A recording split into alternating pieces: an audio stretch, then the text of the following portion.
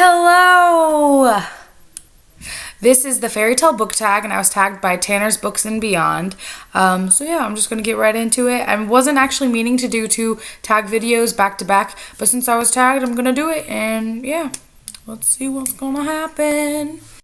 The first question is favorite fairy tale as a child, and mine was Snow White. I liked obviously the movies as a kid, and I also liked the stories. I liked the older stories now that I've read them, and when I was in middle school I read them, and I've just always kind of like identified with her because when I was younger I had dark curly short hair, and my last name has snow in it, so yeah. And I also just really liked the character both in the like original story and in like the Disney version of it.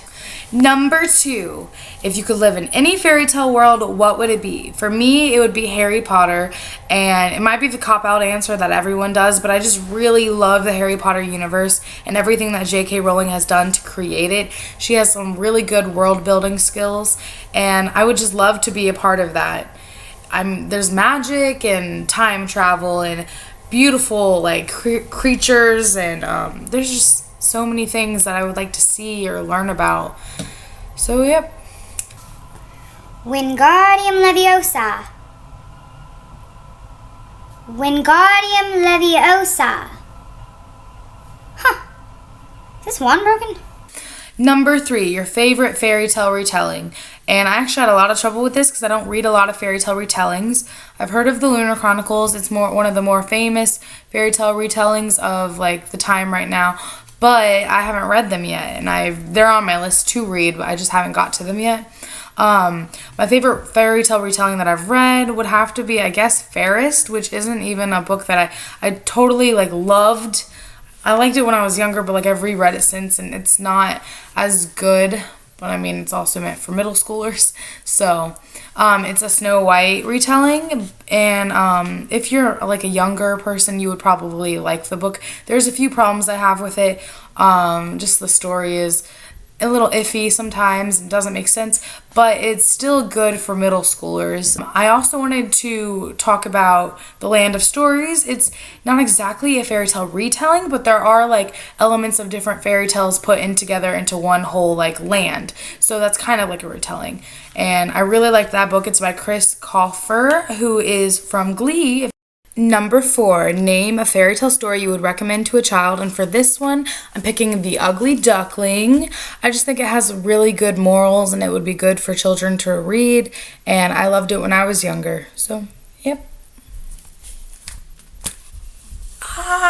Number 5, if you were a fantasy author, what mythical creature would you create? And for this one, I would take a mermaid, a siren, and a harpy and mix them all together in one big old bowl, and whatever the product of that is would be my creature.